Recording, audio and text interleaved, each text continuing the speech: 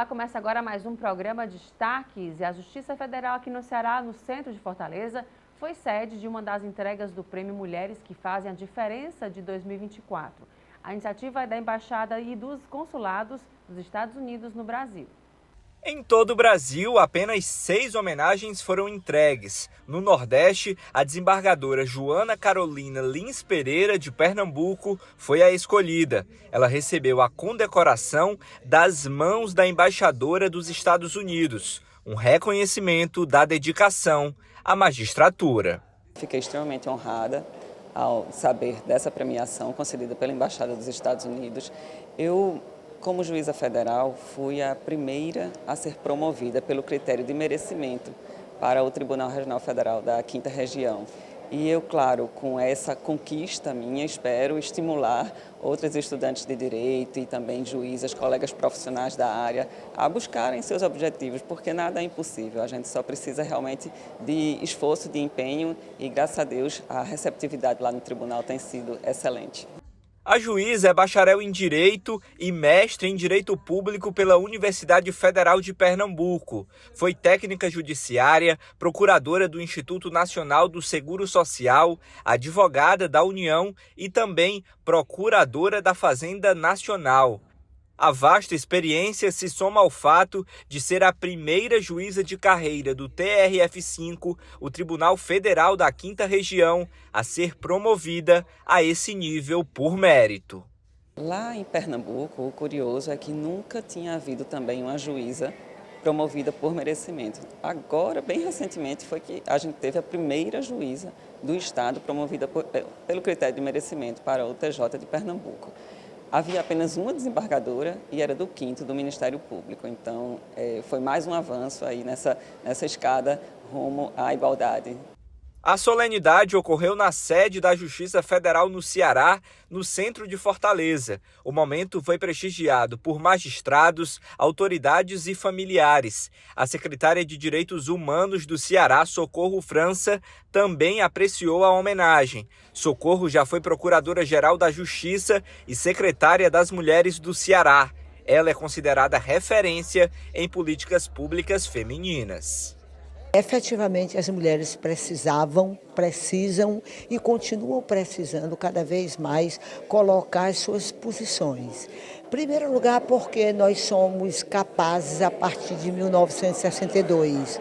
Anteriormente, a nossa condição era de incapacidade relativa.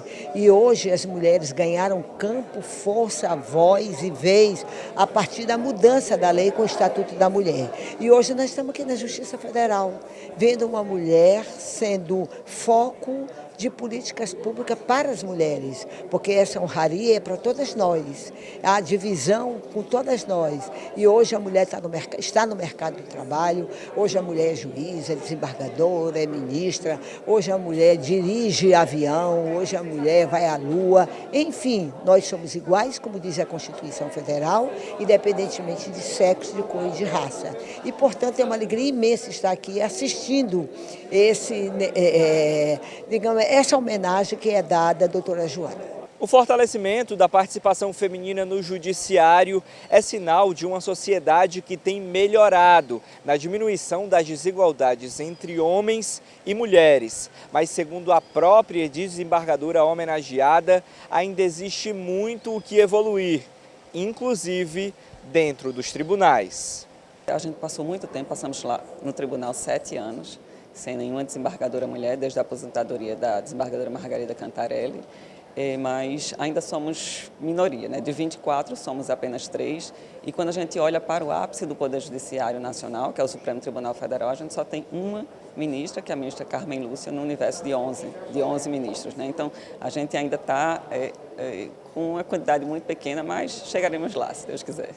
E o último dia 8 de abril foi comemorado o Dia Mundial de Combate ao Câncer. A data foi criada para conscientizar a população de que, através de estratégias de prevenção, detecção precoce e tratamento baseado em protocolos adequados, os casos da doença podem ser prevenidos ou até curados. E sobre esse assunto, eu converso agora com Caroline Andrade, enfermeira-chefe do Centro Regional Integrado de Oncologia, o CRIO. Obrigada pela sua presença, Carol. Olá, Elaine, tudo bem? Muito prazer estar com vocês aqui. Tudo bem. Falando sobre esse momento, né? A gente teve aí o dia 8 já passou, mas a gente está sempre falando nessa tecla, né? Da importância de se fazer os exames, check-ups, né? A gente pensa, não preciso sentir nada, né? Ah, mas não estou sentindo nada. Pelo contrário, né? A gente, né, tem que estar sempre acompanhando a nossa saúde. Como é que tem sido essa busca das pessoas com relação a se olharem mais, né, com relação a isso e a prevenção do câncer? Exatamente, Elaine. Esse diagnóstico precoce, essa detecção precoce, ela é enfatizada durante o ano todo. E no último dia 8 foi comemorado, né, o Dia Mundial de Combate ao Câncer, que a gente utiliza essa data para reforçar ainda mais as políticas de prevenção, diagnóstico precoce, e são disponibilizados vários exames de rastreamento e detecção precoce para os principais cânceres que acometem, né, a nossa população. No caso das mulheres, seguido de câncer de pele, tipo não melanoma, nós temos como principal o câncer de mama, seguido de colo uterino e outros cânceres. No caso dos homens, excetuando também, né, o câncer de pele tipo não melanoma, o segundo mais prevalente é o câncer de próstata.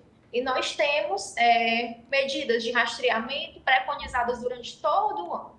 No caso das mulheres, a gente tem mamografia, ultrassom mamária, para detectar precoce essas lesões antes mesmo de que elas sejam palpáveis.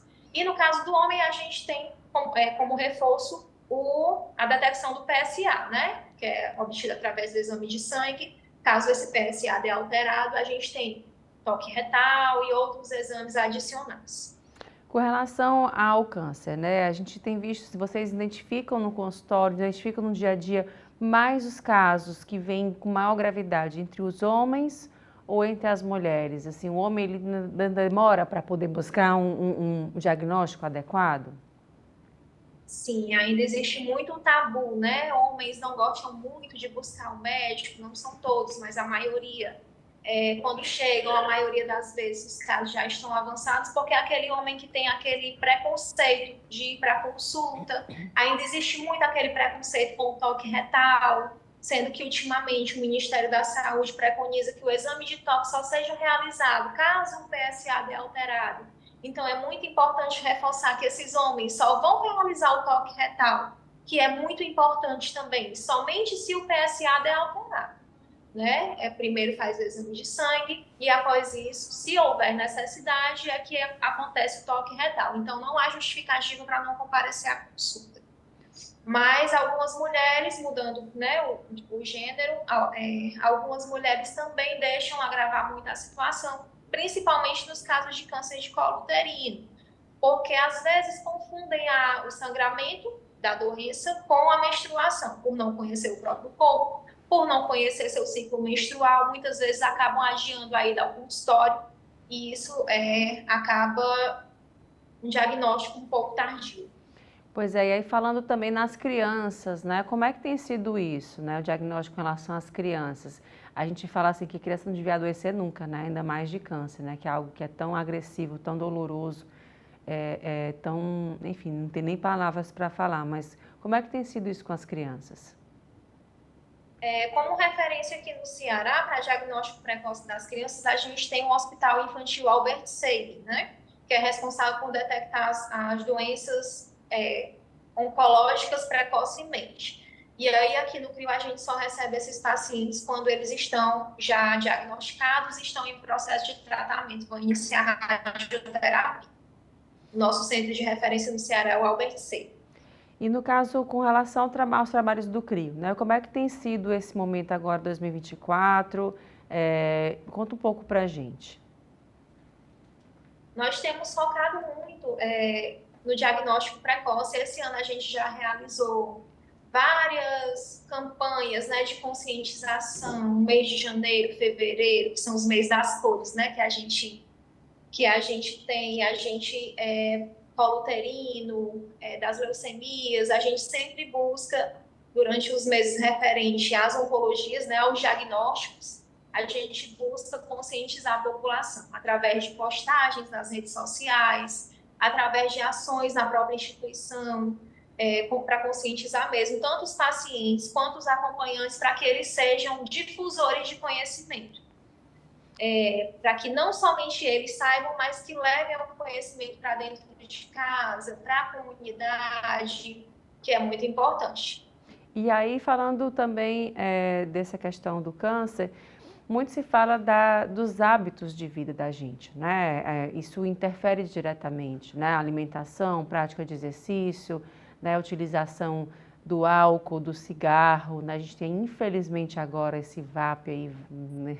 Que a gente não entende ainda, né? Assim, mas não faz mal. Não tem estudo ainda com relação a isso, né? A gente vê cada vez mais os jovens utilizando, isso tem preocupado, né?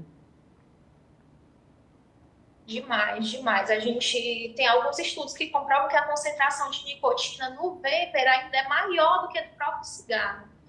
Então, a gente, provavelmente, daqui a alguns anos, a gente vai colher os frutos da utilização desse equipamento, né? Desse novo acessório que estão utilizando.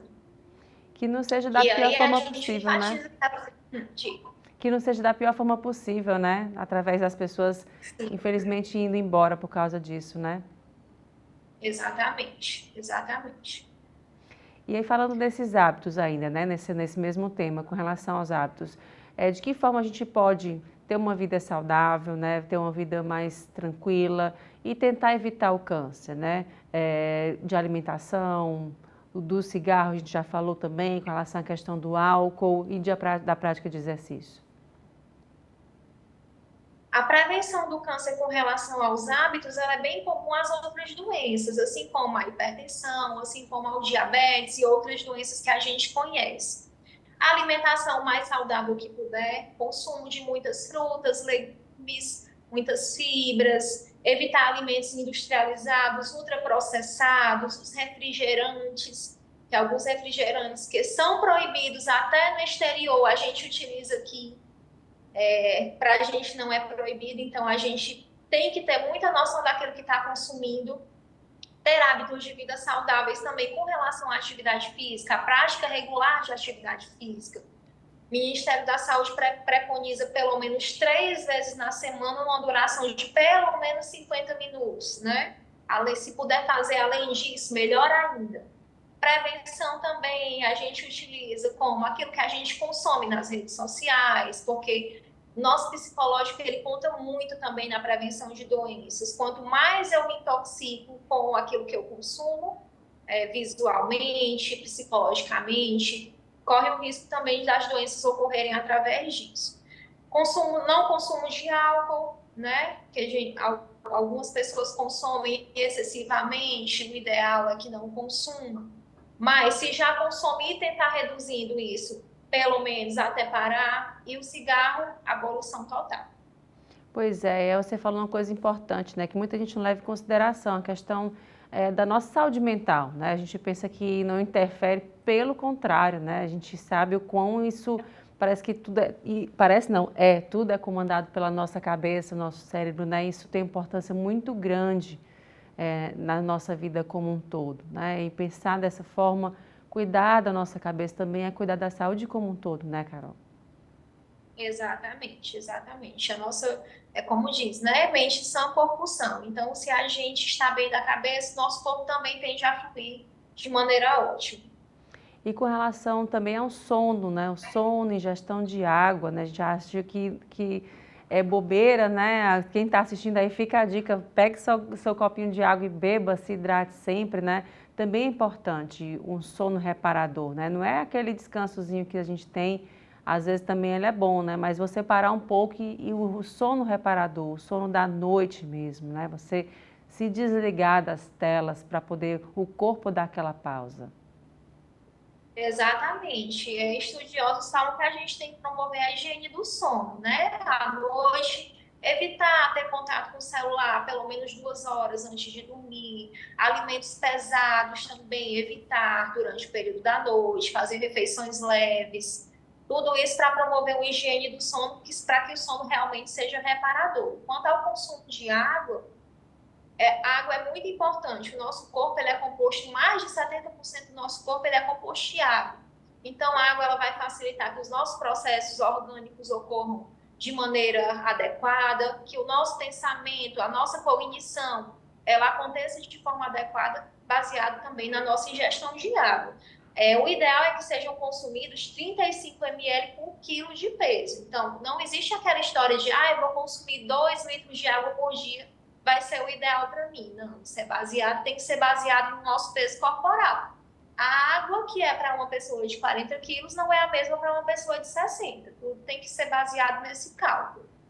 E aí, nesse caso, além desse trabalho agora que vocês fazem sempre, né, de conscientização, durante todo esse ano, essa mesma tecla, né? Prevenção é o melhor remédio, né? Exatamente, prevenção e diagnóstico precoce. Quanto mais cedo é diagnosticada uma doença, maiores as chances de cura. Menos oneroso vai ser para o sistema de saúde, para a pessoa, né, caso tenha plano de saúde. Então, assim, a palavra-chave, prevenção e diagnóstico precoce. Tá, joia, Carolina. Muito obrigada pela sua presença mais uma vez. Até uma próxima oportunidade. Eu que agradeço. Bom dia. Obrigada. E agora o intervalo. A gente volta em instantes com mais destaques.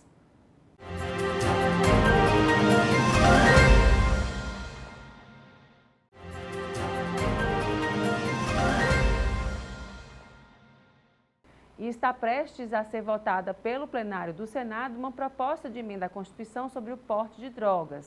A PEC 45 de 2023 já passou por 3 das 5 sessões de discussão necessárias antes da primeira votação. As discussões sobre a PEC que criminaliza a posse e o porte de drogas têm gerado debate entre os senadores. A PEC ela vai no caminho correto, presidente Pacheco. Ela trata de manter a criminalização da droga, para que não haja essa permissividade, independente da sua quantidade, mas ela também referencia o tratamento diferenciado entre o usuário e o traficante. O que nós estamos fazendo de inovação? Eu desafio a todos os senadores aqui que são a favor dessa PEC, me prove por A mais B que essa PEC está definindo quem é traficante e quem é usuário. A Lei de Drogas de 2006 já estabelece essa criminalização, mas a ideia dos parlamentares é deixar o assunto claro na própria Constituição. Na emenda apresentada, também é feita uma diferenciação entre o traficante de drogas e o usuário. O objetivo é que o usuário tenha acesso apenas a alternativas à prisão e a tratamento contra a dependência. A proposta foi apresentada pelo presidente do Senado, Rodrigo Pacheco, e assinada por outros 30 senadores. Ela estabelece tão somente que o porte e a posse de substância entorpecente ilícita em qualquer quantidade deve ser considerada pela lei crime. Evidentemente que no escalonamento de tipos penais.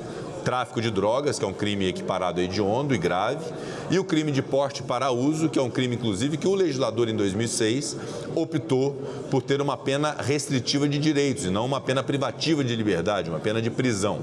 Mas é considerado crime. O que nós não podemos permitir é a descriminalização, inclusive por uma decisão judicial, e uma descriminalização que torne um vácuo jurídico, que gere um vácuo jurídico com um inexistente jurídico de consequência alguma em relação ao porte de drogas no Brasil. Em paralelo à tramitação da PEC no Senado, o Supremo Tribunal Federal retomou um julgamento sobre drogas, decidindo se o porte em pequenas quantidades de maconha para uso pessoal deve ou não ser considerado crime. Mas quando o placar já estava em 5-3 para a descriminalização, o ministro Dias Toffoli pediu vista, ou seja, mais tempo para análise. Entre os senadores, essa movimentação do STF tanto foi defendida quanto questionada. O Supremo Tribunal Federal, que tende a descriminalizar o porte e a posse de drogas para consumo pessoal, por uma falha muito básica no tipo penal, no crime previsto na lei. Porque na primeira aula de direito penal, em qualquer faculdade, o que se aprende é que para cada tipo de crime há a previsão de uma pena privativa de liberdade, o que não acontece de uma forma bastante estranha com porte e a posse de drogas para consumo pessoal. É preciso esclarecer para a sociedade que o STF está tratando é qual é a quantidade que um usuário pode portar para que não seja caracterizado como tráfico, para facilitar o trabalho, inclusive da polícia, e evitar de encher delegacias, presídios com pessoas que não são, nunca foram e não seriam traficantes. Supremo Tribunal Federal usurpando, pegando a nossa competência aqui com relação à descriminalização do porte de droga, que tem PEC tramitando aqui nessa casa, que a gente já debateu e votou 2 vezes. 2 presidentes diferentes sancionaram tolerância zero às drogas. O Supremo vai lá contra o Congresso Nacional e contra a população brasileira e quer descriminalizar. Então isso é um golpe nas famílias do Brasil, na segurança, na saúde pública. E sabe quando você encontra alguém que admira, quer saber mais sobre esse trabalho dela, ou até mesmo uma consultoria, mas não tem condição de marcar no horário, enfim, para marcar um cafezinho, né? A gente às vezes marca e essa data não acontece. Mas agora ela pode acontecer no formato virtual, essa proposta da startup Time to Coffee, é isso, né? Para falar mais sobre isso, e inclusive da minha pronúncia mesmo também, eu vou conversar com o André Ribeiro, diretor da iniciativa. André, obrigada pela sua presença. Obrigado, Elaine, muito obrigado pelo Time convite. to Coffee, não é isso? Time to Coffee, isso, é o tempo para 2 cafés ou um tempo para café a 2, tem essa dupla conotação. Como é que foi pensado isso, esse momento virtual de presença, né? Muito de qualidade? Isso, a Time to Coffee surgiu em 2020, na pandemia, eu estava recluso ali, idealizei o projeto, né? Compartilhei com os meus sócios em outros negócios e a ideia se tornou um negócio após 3 anos de investimento. E essa plataforma, ela tem uma tecnologia conveniada a Google Brasil, né? Então ela é toda linkada a Google, né? Então a Time to Coffee ela é uma grande cafeteria virtual do conhecimento. E a nossa proposta é dar condições à população, a nós todos, em vários momentos da nossa vida, ter acesso a alguém com conhecimento que a gente está precisando naquele momento da vida, seja na área profissional ou pessoal. André, e com relação a essa questão da prática, né? Como é que é feito o contato com essas pessoas, né, para fazerem parte da plataforma e dos clientes também? É pelo site, aplicativo? Conta direitinho. A Time to Coffee é uma plataforma via web, né? www.timetocoffee.com.br. Nós estamos em outras redes sociais para divulgar, mas na web é que você encontra os cafezeiros, que a gente chama, né? Os cafezeiros são pessoas de destaque em sua área de atuação, e na área pessoal, pessoas que vivenciaram situações na vida pessoal e tiveram sucesso na superação dessa questão pessoal. E elas estão lá também para compartilhar o seu conhecimento com quem também está vivendo um momento semelhante. Na plataforma lá, você encontra todos os cafezeiros, encontra por área, você pode pesquisar por área de atuação, para identificar o perfil do cafezeiro e encontrar naquele perfil a pessoa adequada para você compartilhar aquilo que você está vivendo e receber as orientações assertivas e objetivas que você tanto precisa naquele momento que você está vivendo. Também para você se tornar um cafezeiro, caso você tenha um conhecimento avançado em alguma área e você gostaria de compartilhar esse conhecimento, lá tem uma abazinha, quero ser um cafezeiro, e você entra num processo interno nosso para testar que você de fato tem um conhecimento, né, avançado naquela área. E outra premissa importante é que o cafezeiro também tem essa disponibilidade de ajudar, porque a Time to Coffee ela não é uma operação 100% que visa lucros, né? Ela é uma operação do setor 2.5, então é uma plataforma que o objetivo é ajudar as pessoas que têm destaque em sua área, disponibilizam um pouco do seu tempo, pessoas que estão precisando dessa orientação pagam por esse café, e a maior parte desse recurso vai para instituições sociais. Então nós já temos IPRED, Dia Feliz, São Lázaro, várias instituições sociais cadastradas na plataforma, porque é um mundo colaborativo que a gente acredita. Então esse movimento de ajuda, o ciclo financeiro também vai para a instituição social. E quantas instituições fazem parte atualmente? Você falou IPRED, nós temos, né? IPRED, Instituto Dia Feliz, São Lázaro, Associação Caatinga, Peter Pan, né? Tem uns 8, se eu esqueci alguma, peço perdão, mas é mais ou menos 7 ou 8 instituições. E aí são escolhidos por vocês ou também é feito como um acordo? Como é que é feita essa seleção? Nós escolhemos algumas em várias áreas, né? Mas os cafezeiros também, quando sugerem que a plataforma inclua alguma instituição, a gente também inclui. Então a gente está à disposição, né? Caso alguma instituição queira participar, a gente cadastra ela na plataforma e todos os cafezeiros que vão entrando na plataforma, eles escolhem uma instituição para doar o seu recurso. E a própria Time to Coffee, a nossa empresa, também doa de forma linear uma boa parte da sua receita para todas as instituições cadastradas, de forma linear. André, e vocês iniciaram quando esse trabalho já? Agora em 2024? Nós lançamos, o projeto ele está no ar de novembro para dezembro agora do ano passado. Então a gente está num período de cadastramento de cafezeiros, né? A gente já está com mais de 75 cafezeiros. Em diferentes áreas? Em dezenas de áreas do conhecimento, tanto vida pessoal, profissional. Área financeira, área de carreira, recursos humanos, na área de dependência química, vida pessoal, dependência química, guarda compartilhada, divórcio, várias áreas.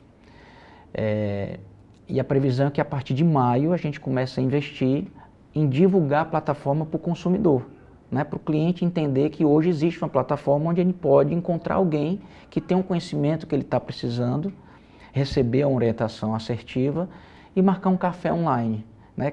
Marcar um bate-papo de até 1 hora para receber essas orientações no momento que ele precisa, né? No momento que ele tanto está precisando, né? E aí, essa ideia que você teve, né? Assim, como é que foi feito isso, surgido esse pensamento? A gente viu muito isso na pandemia, né? E a gente estava conversando aqui de bastidor, foi mais ou menos esse pensamento que você teve, né? Muitas vezes as pessoas, elas, vamos marcar, a gente não marca de se ver, de fazer um encontro, né? De conversar sobre algum negócio. Vamos fazer de forma virtual. Foi esse pensamento que aconteceu? Mais ou menos assim? Mais ou menos isso. Na verdade, eu venho de um processo na minha vida de servir. Eu amo servir, eu amo ajudar, né? Eu sempre tenho tempo para ajudar, né? Então, sempre fui envolvido com ONGs, com instituições filantrópicas, né? Então, eu tenho essa veia, né? Eu gosto. Então, na medida que eu entendi que as pessoas têm dificuldade de disponibilizar um pouco do seu tempo, à medida que eu entendi que as pessoas, na maioria das vezes, nós passamos por problemas e não temos com quem compartilhar esse problema ao longo da vida, e ao longo da vida nós temos dezenas, centenas de problemas. À medida que eu entendi que a gente não tem acesso, na maioria dos casos, na maioria das vezes, a alguém que possa nos ajudar, alguém que já viveu aquilo que nós estamos vivendo, eu entendi que a plataforma seria uma ferramenta fundamental para que as pessoas tivessem mais ajuda ao longo da vida. Porque imagine, quando a gente tem um problema, Elaine, a gente só se limita a pedir essa ajuda a quem a gente conhece, né? Ao nosso ciclo de amizade, que é limitado, e ao nosso ciclo de trabalho, que também é limitado, né? E muitas vezes a gente está vivendo um problema que a gente não tem com quem compartilhar. Teve um café agora, semana retrasada na plataforma, de uma mãe que descobriu que o filho estava começando a usar drogas e ela fez um café com o Guilherme. O Guilherme, ele é um ex-dependente químico, viveu na Cracolândia de São Paulo, é cearense, se tornou um ex-dependente químico e hoje é presidente de uma das maiores clínicas de reabilitação de dependentes químicos do estado do Ceará, né? Então ele transformou a ex-dependência química dele.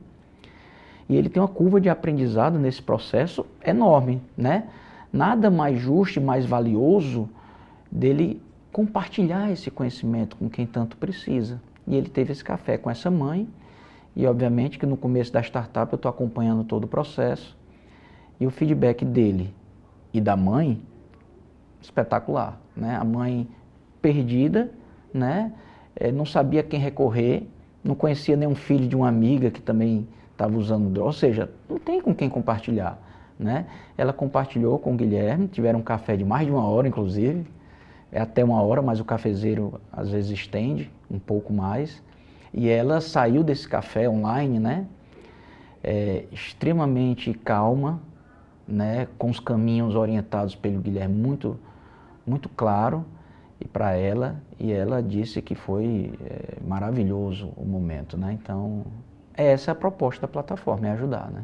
Às vezes é até o momento de você, tanto para quem tem o conhecimento, deixar o seu legado, né? Isso. Compartilhar, nunca é tão bonito, né, a gente poder passar para frente o que a gente aprendeu, né?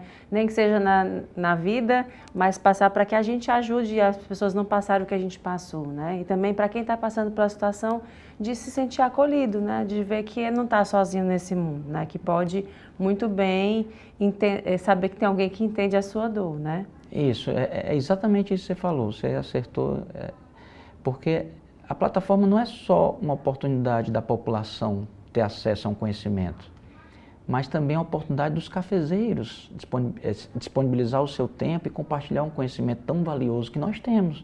Todos nós temos algum conhecimento valiosíssimo, a grande maior parte da população tem um conhecimento muito valioso e isso pode determinar uma mudança de vida de uma pessoa, né? Ela escolher um caminho melhor, tomar uma decisão melhor na vida. Então, a proposta da plataforma é exatamente isso, é ajudar com o conhecimento de pessoas que, de fato, têm destaque nas suas áreas de atuação, né? Tá, João André, por isso eu agradeço mais uma vez. Só relembra para quem está assistindo como é que faz para acessar e também se inscrever, quem quiser ser cafezeiro. Pronto. A Time to Coffee está na web, www.time2coffee, coffee com 2 Fs e 2 Es.com.br. Lá você consegue navegar, marcar um café online com um cafezeiro e caso você queira se tornar um cafezeiro, também pode se inscrever por lá, é um processo bastante simples. Nós estamos também nas plataformas digitais, Instagram, Facebook, YouTube. O canal do YouTube é um canal que eu sugiro entrar, tem vários vídeos de instituições sociais que estão cadastrados, de cafezeiros, é muito bacana os vídeos que tem lá. E espero que todos possam usufruir dessa ferramenta, dessa solução que está apenas no começo. Tá, João André, obrigada mais uma vez, sucesso aí à empreitada, até a próxima oportunidade. Obrigado, Elaine. Obrigada. E agora é o intervalo, a gente volta em instantes com mais destaques.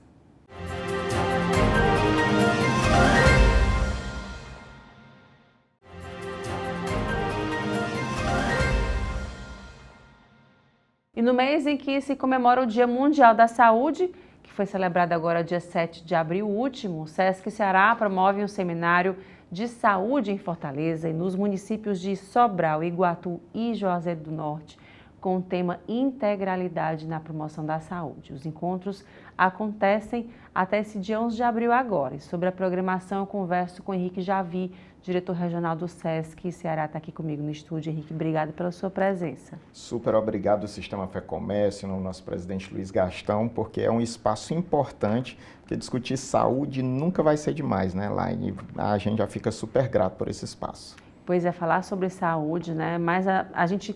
Antes se falava tanto de doença, agora a gente está tentando mudar esse olhar, né? Promoção da saúde, né? Como é que é pensar isso para além da pessoa doente, mas assim, promover essa saúde, fazer com que essa pessoa, né, tenha qualidade de vida e levar isso para os municípios do estado?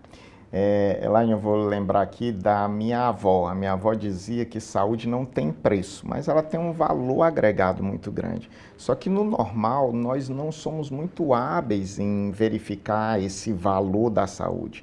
No normal, a gente só entende a saúde quanto o custo da doença impera. Isso tem um impacto direto nas relações de trabalho, na sociedade como um todo.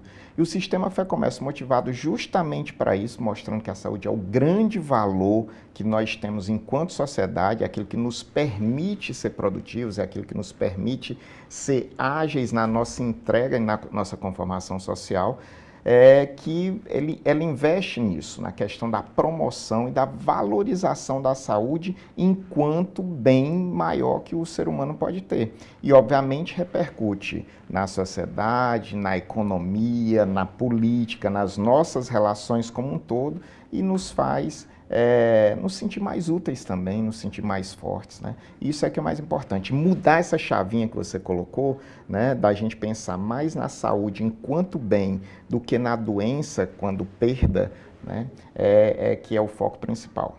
Henrique, como é que tem sido esses trabalhos, né, nesses 8 dias que já aconteceram e agora nesse dia 11, né? Como é que tem sido esse pensar nesses municípios do estado? Esse período onde a gente faz esse seminário, ele é voltado justamente para uma espécie de um pré-planejamento do ano como um todo, num dos maiores movimentos que nós fazemos dentro do sistema, que é o da educação em saúde.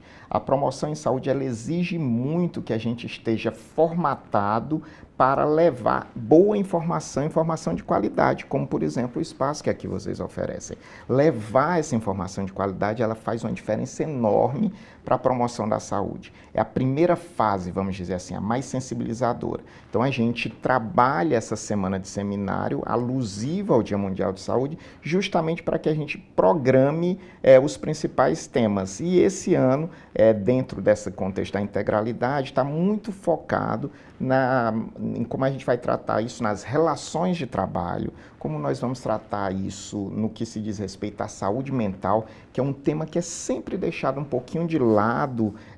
Dentro disso, a saúde física sempre toma muito espaço o tempo inteiro, mas a saúde mental, ela está aí precisando de uma atenção, de ser colocada como pauta principal e, obviamente, esses processos todos que repercutem no mundo do trabalho, na sociedade como um todo. São essa amálgama que está sendo trabalhada no seminário e ela vai pautar o ano inteiro das nossas ações, junto às empresas, junto às escolas e dentro do próprio sistema Fé-Comércio. Porque não dá para pensar, né, o comércio, não dá para pensar como é que vai ser a saúde dessa pessoa, né? Assim, tem que ter esse cuidado a mais, né? Não é somente a força produtiva dessa pessoa, mas a força produtiva de saúde também, né? Como é que está a cabeça desse colaborador, desse funcionário, né? De quem está em volta, como é que está essa saúde como um todo, né? Não tem como, elas não desligam, né? Elas não se quebram, pelo contrário, elas estão integradas, né? E essa integração é justamente aquilo que nos leva a refletir sobre como que esse indivíduo, enquanto partícipe e produtivo dentro da sociedade, como é que ele está sendo visto? Ele não pode ser visto só como um recurso material que leva a um determinado fim. Essa dinâmica é que é a grande sensibilização. É um contexto muito mais amplo, né? Porque por mais que as empresas se agreguem e tem toda a sua formulação interna de segurança, de controle, de acompanhamento da saúde funcional, a gente tem um contexto social, onde que essa pessoa vive, como que ela se alimenta, como que se ela pratica atividade física.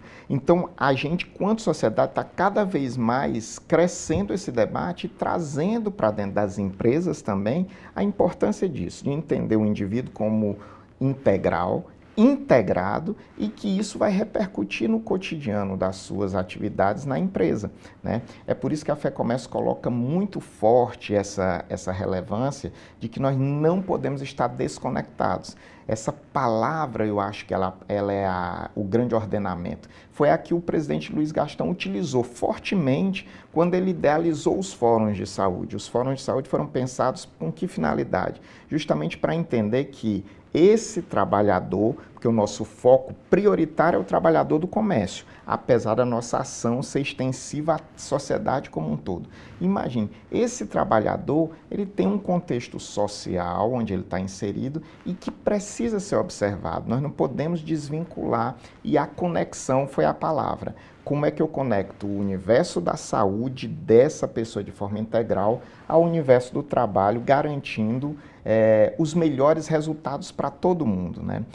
Um indivíduo mais feliz, ele também é mais saudável. Um indivíduo mais saudável, ele entrega o máximo que o potencial humano, de repente, pode dar. E é essa a grande circulação. Por isso que a gente, depois do seminário, trabalha fortemente no meio do ano esse fórum de saúde, onde a gente abre para a sociedade como um todo, trazendo principalmente grandes convidados, aí, players nacionais, para que eles possam abordar fortemente esses assuntos e a gente poder construir um material interessante aí para a sociedade. Henrique, e as ações do SESC para esse ano, né? O que a gente já teve até agora Já está em abril, né? Passa tão rápido. Impressionante. É verdade. E daqui para o finalzinho de ano, né? Para 2024, o que a gente já tem programado que você pode contar para a gente? Eu acho que a gente pode dar alguns destaques vinculados ao nosso tema, que a gente está bem pertinho agora, em maio. A gente tem um grande momento onde a gente utiliza o nosso dispositivo, né? Nosso segmento do lazer.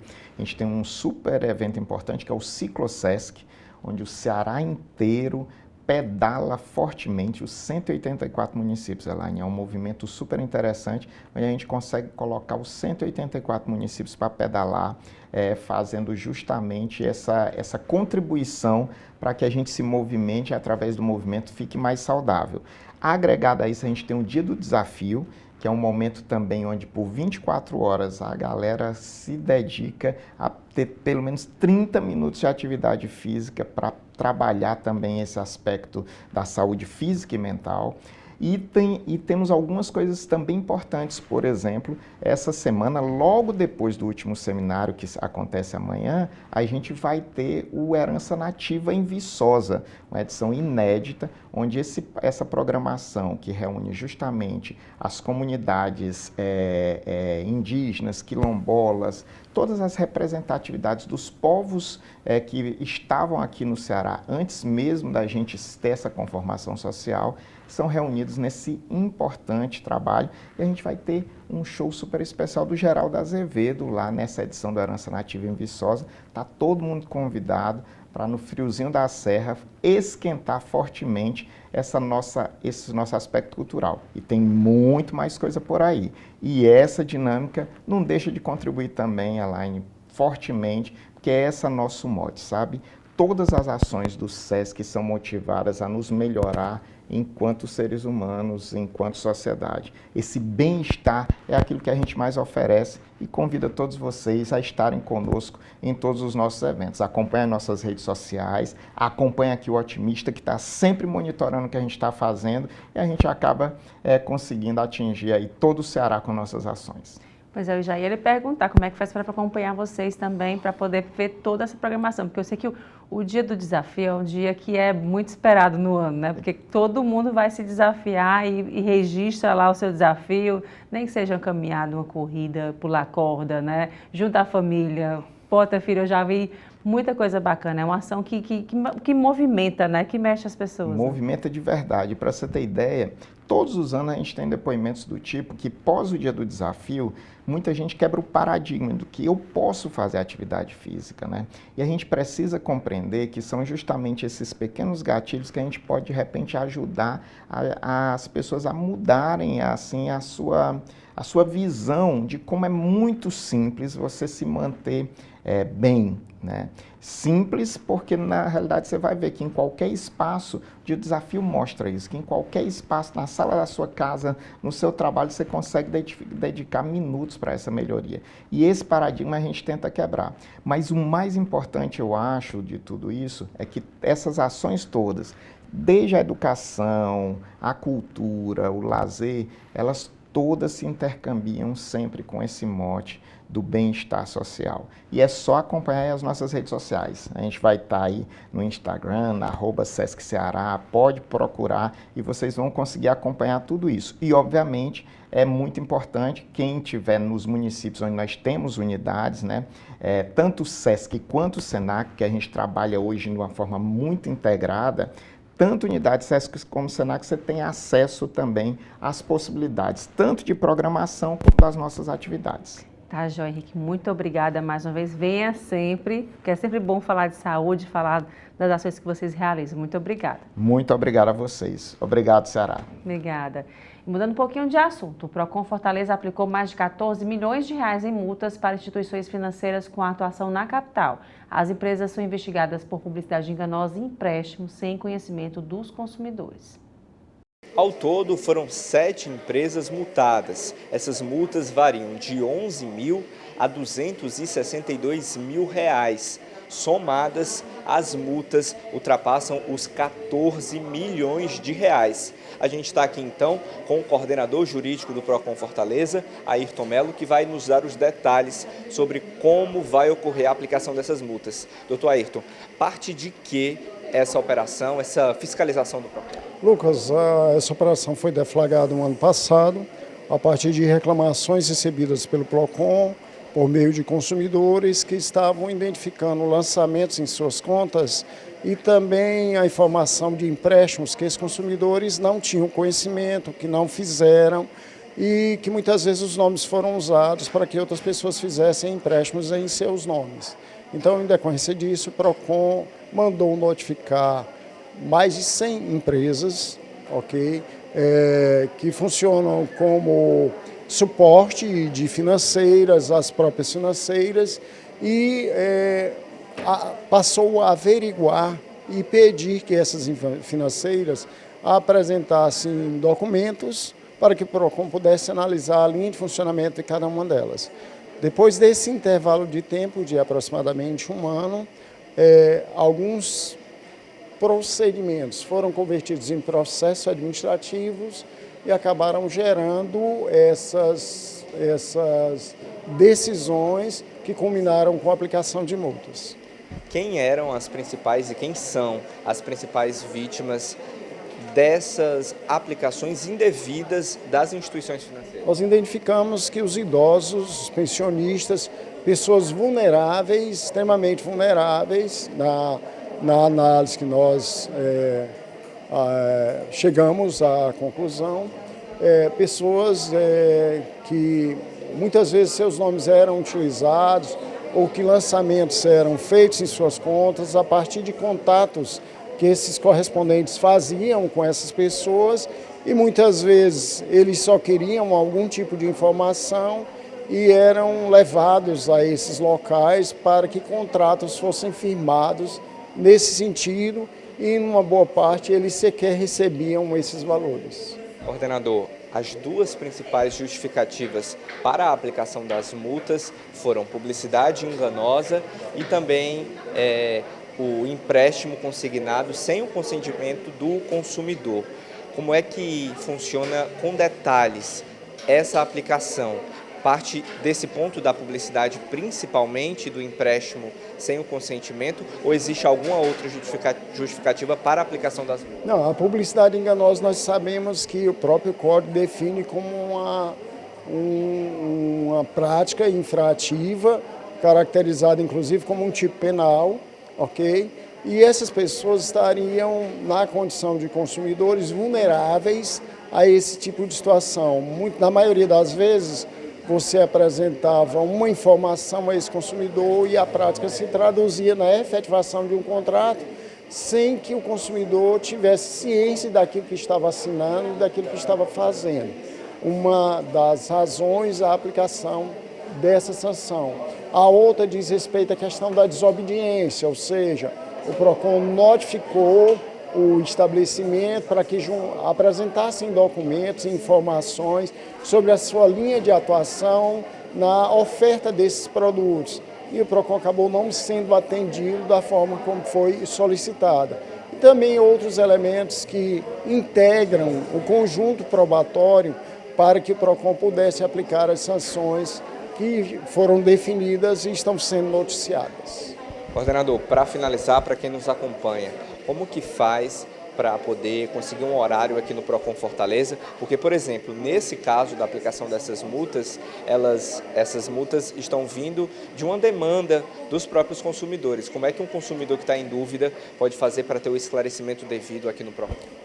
O PROCON coloca à disposição os canais de atendimento através do portal da Prefeitura Municipal de Fortaleza. Mesmo que o consumidor não tenha habilidade para o acesso, esse consumidor vulnerável pode procurar o PROCON e o PROCON vai dar toda a orientação para que ele possa fazer esse agendamento e para que ele possa ter resposta ao questionamento, ao fato que o motivou a vir até o PROCON. Nós temos também o nosso telefone 151, onde nós recebemos denúncias e direcionamos também os consumidores aos demais núcleos de funcionamento do PROCON espalhados na cidade de Fortaleza.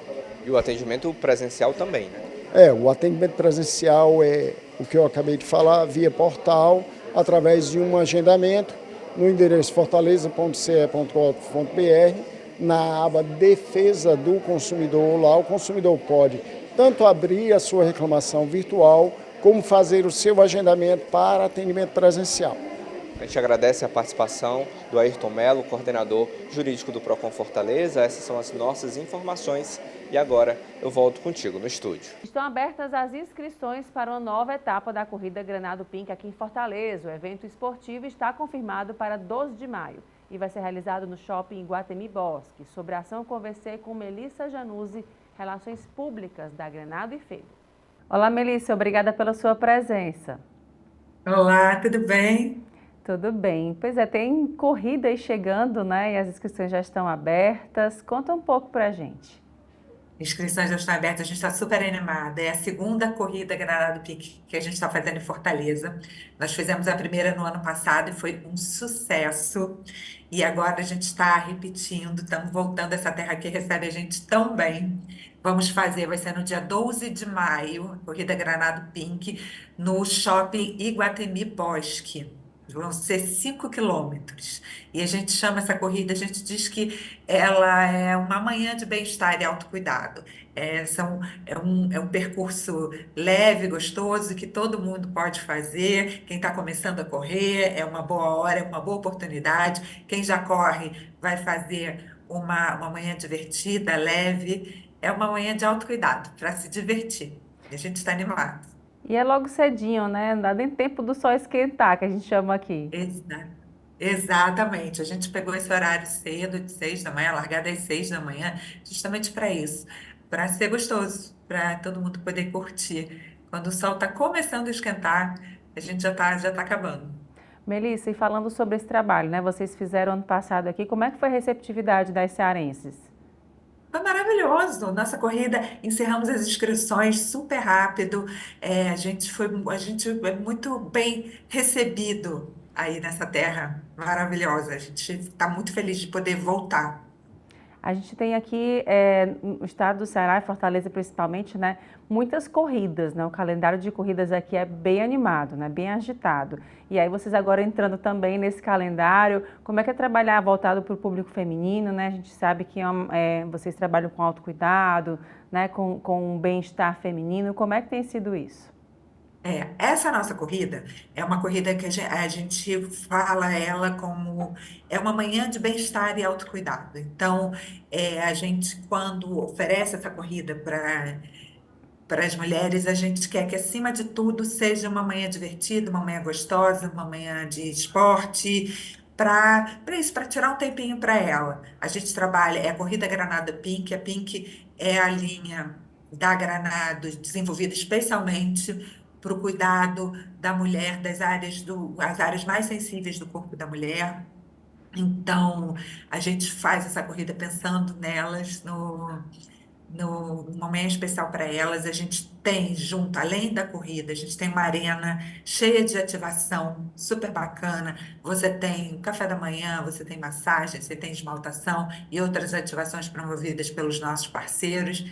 Então, é uma manhã bem gostosa. Acho que esse é o grande diferencial. A gente está convidando as mulheres de Fortaleza a tirar um tempinho para o autocuidado, para a diversão, para se divertirem com a gente. Melissa, então deixa aí teu recado, convite, ainda dá tempo de se inscrever, né? Ainda dá tempo de se inscrever. Dia 14 de abril termina o último lote, as vendas do primeiro lote da corrida. O valor é de R$ 149,90. Aproveitem que o kit é maravilhoso, cheio de produtos bacanas da linha Pink. Vocês vão adorar. A camiseta é linda. E é uma oportunidade muito bacana. É uma manhã de autocuidado e diversão. Tenho certeza que todo mundo vai gostar. E como é que faz para se inscrever? As inscrições estão pelo www.corridaGranadopink.com.br. Pode entrar lá e fazer essa inscrição. Até o dia 14, então, ainda estão com o valor do primeiro lote, esse valor promocional. Corre para se inscrever, que a gente já está com as inscrições aí a todas. Mulheres estão aderindo, as mulheres de Fortaleza recebem a gente muito bem. E nossa expectativa é para 2.000 mulheres. Ano passado lotamos a corrida. Então, corram para se inscrever, que vai valer a pena, eu prometo. Tá joia, Melissa. Muito obrigada mais uma vez pela oportunidade aí, pela conversa e até uma próxima conversa também. Obrigada, muito bom estar aqui com vocês. E o Destaques fica por aqui. Obrigada pela sua companhia e até o próximo programa.